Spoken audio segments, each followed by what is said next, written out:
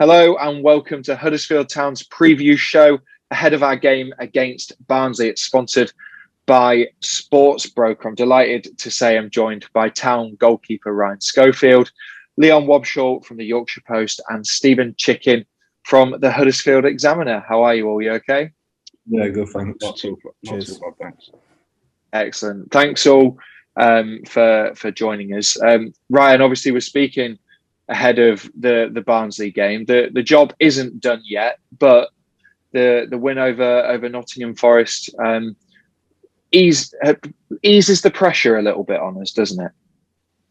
Yeah, I think the win on Saturday was just really needed, and I think it just helps all the lads and helps keep the confidence high, because I think the performances we've put in the hard work and things, I think, have been deserved of a win where perhaps we haven't got one, and then there's been some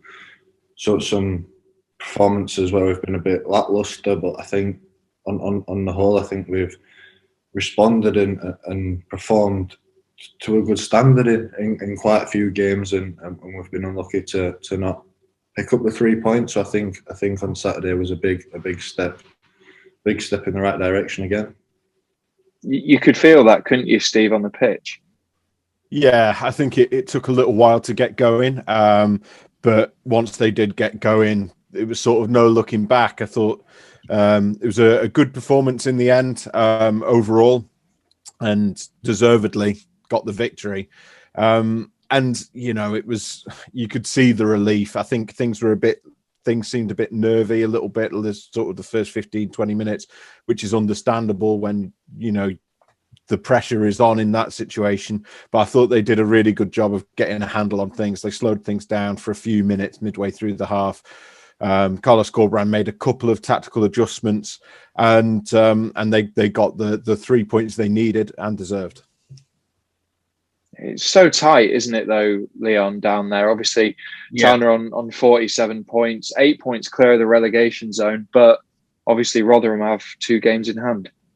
Yeah, it was funny. I did the Rotherham game on Thursday night against Coventry, and I think not just Huddersfield, but I think that was the game where if Rotherham had managed to win that, then it would have really, the genie would have been out of the bottle, really. And a lot of sides, Huddersfield, Blackburn, one or two others would have been starting to really get worried. And I suppose, thankfully, from a Town perspective, it was a night when Rotherham were tired. It was the second game in 48 days, and it caught with them. And I know Coventry, another side down there, won, but it was probably a lesser of two evils, wasn't it? Really, and in the fact that Rotherham didn't win, and obviously Town's excellent win on Saturday, coupled with Rotherham losing to Birmingham the following day has sort of eased the pressure slightly. And obviously, with the Barnsley game, if you can win that, get to 50 points, that'll be more than enough. But Town should be okay now. Touch wood. What's it like from your perspective, Ryan? Because it's well documented that you're a Huddersfield Town fan, and I'm sure your family members are constantly looking at results, looking at the table. What do you do the same thing? What's it like being a player for the club, but also a fan at the same time? Yeah, I think it's one of them. I think first and foremost, I am a player, and that's a job out there, and that. But yeah, being obviously a huge fan of the club, it's obviously a bit strange and surreal at times, and but no, definitely, I think it's one of them. It's a strange feeling to describe, but it's definitely an honour and everything that comes with it, and something I'm really enjoying at the moment. I guess for you as well, that you can kind of control your club's own destiny, or at least play a part in it. Yeah, definitely. I think it's one of them that I'll look back on in a few years, and it'll be a real proud season for me. And I think establishing myself as the number one at my hometown clubs been a real honour, and real proud moment for me. And I think looking back at that in a few seasons, or even at the end of the season when we've got a bit of time to reflect, it'll be a real proud moment for me and my family. Yeah, it definitely will be. I mean, Steve, we don't want to dwell on the Forest game too much before we look at Barnsley. But what do you think changed in that match? Do you think it was the tweaks from Carlos that ultimately that got us going and it allowed us to enforce our style? Was it a little bit due to the fact that Forest weren't completely at the races, or I suppose it's a little bit of a combination of them both, really? I felt like Forest didn't really go at it at sort of full pelt until sort of they were already 2-0 down, that they really bombarded town over the final half hour. I felt like they didn't start the game terribly well either, Forest. Strangely, I think they could have exploited things a little bit more. But as you say, I think those tweaks did play a part. I think that the shift to, we spoke after the Bournemouth game about the players looking more comfortable playing the 4-3-3, that they largely started the season playing. And I think that's sort of the closest we've had to that for a while, and the players looking comfortable playing that system, because you have to bear in mind, second half of the season they've had to integrate an awful lot of players who weren't at the club or weren't involved an awful lot in the first half of the season. So when you were trying to put them into the 4-3-3 that was already there were difficulties. And then I think maybe there's enough back now and players are sort of used to things enough on the training ground that is now the way forward for them. And I thought they looked comfortable. I thought you had, by putting Aaron Rowe across the left, across the right, and Dwayne Holmes across the left, you almost had an analogue for playing, when Ben's on the right and Koroma on the left, as you had in the first half of the season. And obviously having Harry Toffolo and Pippa back at fullbacks helped as well. So the team just overall looked a lot more comfortable over the, in the game in general, but especially sort of the final 70 minutes after they sort of got those nerves out of their system. With players coming back, Leon, like Harry Toffolo, for example, you could see the impact that he had both on and off the pitch for the lads. Josh Koroma on the bench, Carol Eiting's not too far away now either. Huddersfield Town is starting to look like the animal they were towards the back end of 2020. Yeah, you touched on it there. I mean, Toffolo's such a sort of big figure on and off the pitch, isn't he? I mean, he's wonderfully, consistent and a big figure behind the scenes. I mean, he's one of those. He's for us journalists a bit of a go-to man. If there is a bad result and not everybody wants to speak, he's a proper top professional. You consider in everything he does on the pitch, away from it, and you can't get enough of characters like that, especially when you're in difficult situations as well. And as you pointed out, Koroma's, he was a massive player, wasn't he, in the opening third of the season? Sort of showcased everything good about what Carlos has brought to Huddersfield. And, psychologically, I just think things came together a little bit, didn't they? It was an outstanding win at Forest. And, you look at the form, two losses in 9. I know there's been some difficult moments along the way, but that points to, a certain amount of consistency. And, they can hopefully get a little bit of enjoyment in the final 4 matches with the pressure off and consistency, a little bit more improved selection options, and they can hopefully attack games a little bit more.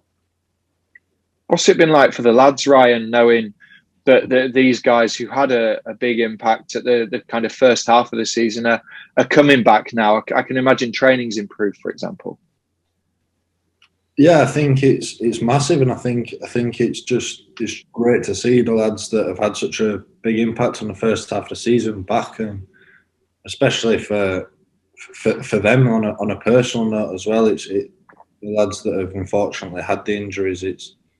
They've been good lads, and not that anyone deserves it, but they especially don't. The impact and that they have on and off the pitch, like you said, Leon. Yeah, I think it's a big positive to have them back, and it's just real nice to see them back out on the grass, enjoying themselves and getting stuck in.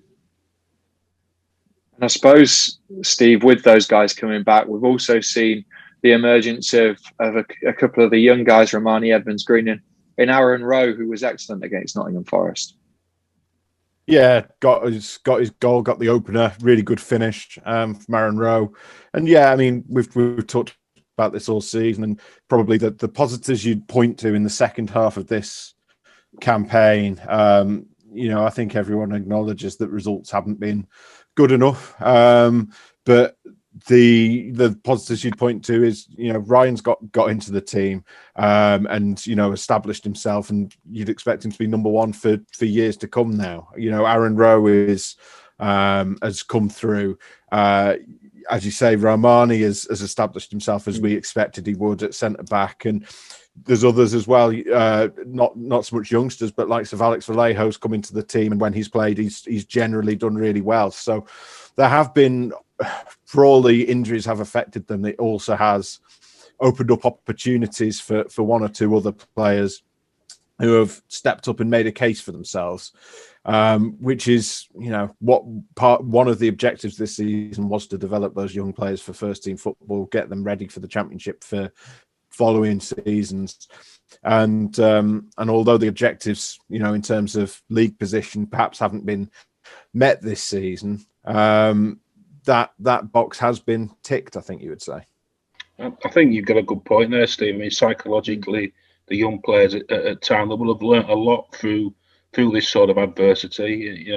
Ryan sort of touched on it as well, and Aaron Rowe, and will ultimately be better for the experience, and getting through it, and hopefully establishing themselves at this level in years to come.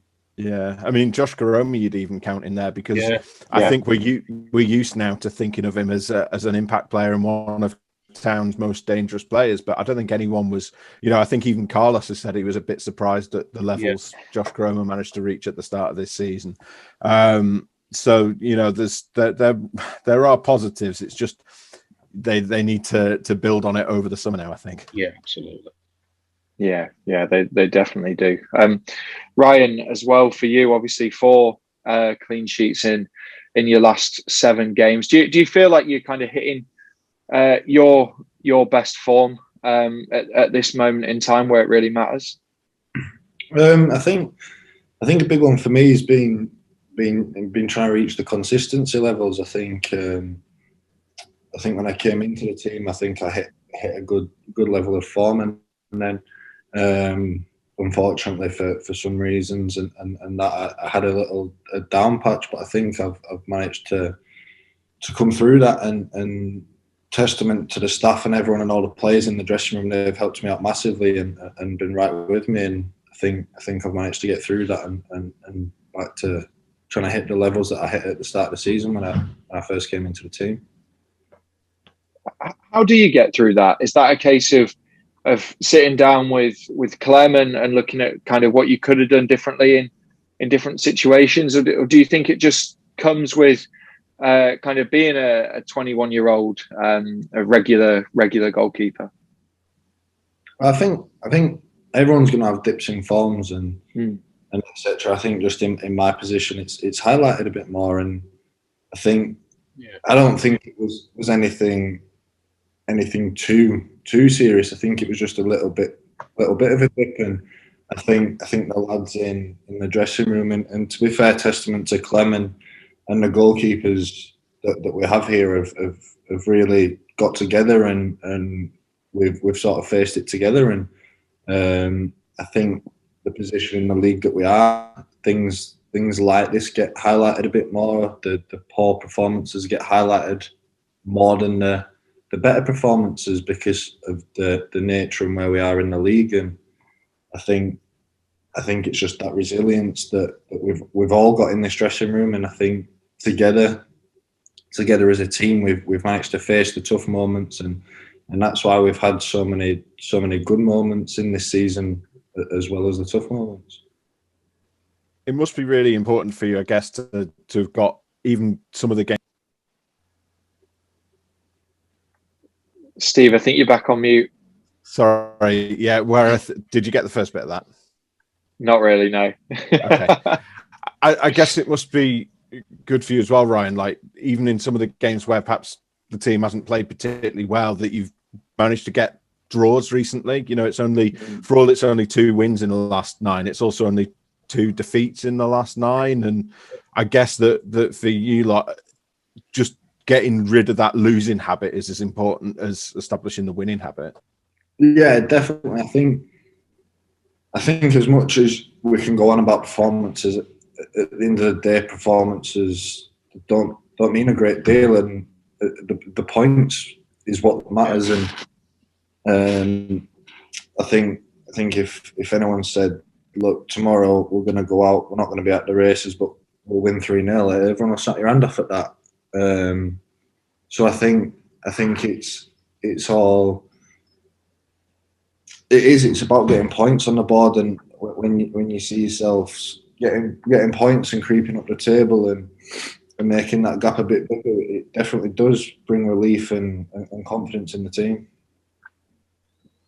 I guess what you said, Ryan, there about resilience, that's kind of the key factor, and brings us back to what we were talking about, Leon, Steve, doesn't it? About the kind of academy players having dips in form, but then coming back stronger through it.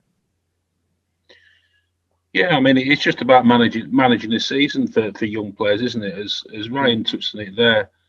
I mean, the final sort of quarter of the season, if you like, 10, 12 games, it's all about results, isn't it? And, you know, historically, you do see a hell of a lot of, you know, low scoring games, tense games, about, you know, just be a couple of goals in it. It's probably, you know, at the start of the season as well, you know, you're opening sort of 10, 12 games. That is about results. Sometimes it's your football that comes in the sort of middle few third, if you like, and the end of the season is all about results. It's a big learning curve, and, you know, as Ryan pointed out, sometimes you can get in a really good hard fought draw, you know, can feel as good as a win in the circumstances, especially, you know, in a situation that Huddersfield have found themselves in. I mean, you look at the games against, you know, Brentford and Cardiff, for instance. You know, there was a bit of pressure on Town before those against good sides, and they really chiselled out an important point, and that's what it's all about. And, you know, it's good character building especially for the young players in the side as well. Yeah, I think you always expect a certain amount of inconsistency from an emerging player. You know, they're not going to come through as the finished product. But at the same time, I think sometimes we overstate it, because, you know, I think there's senior players, not just at Town, but in every team, who are inconsistent as well. You know, it's not just something that afflicts young players, particularly at this level. You know, there's a reason. We always say it, but there's a reason players are in the Championship and not the Premier League a lot of the time. And a lot of the time that is because of that. You know, there's a degree of inconsistency in their performances. So, yeah, it's about getting as many people on their game on any given day, isn't it? Because I think you see that sometimes it only takes sort of 3 or 4 to be off the game and the whole thing collapses. Sometimes even fewer players than that. And conversely, sometimes you get 1 or 2 players who are just absolutely at it, and it completely changes the game. Yeah, there's lots of dynamics, Steve, isn't there? I mean, there's you know, the Championship's renowned for the short, sharp, intense spells of games. You know, that's been factored in. You've got to factor in the significant injury problems that, you know, Huddersfield have had. So it sort of all goes into the pot. I mean, this season hasn't been too much of a consistent season for a lot of teams, hasn't it? There's, you know, barring 1 or 2 at top, there's been a hell of a lot of ups and downs all across the board, really. Apart from, you know, 1 or 2 teams, you know, you look at Norwich, you know, even teams at the top such as Swansea and Brentford have had in different spells as well. So, you know, it's not a problem or an issue that it's exclusive to teams at the bottom.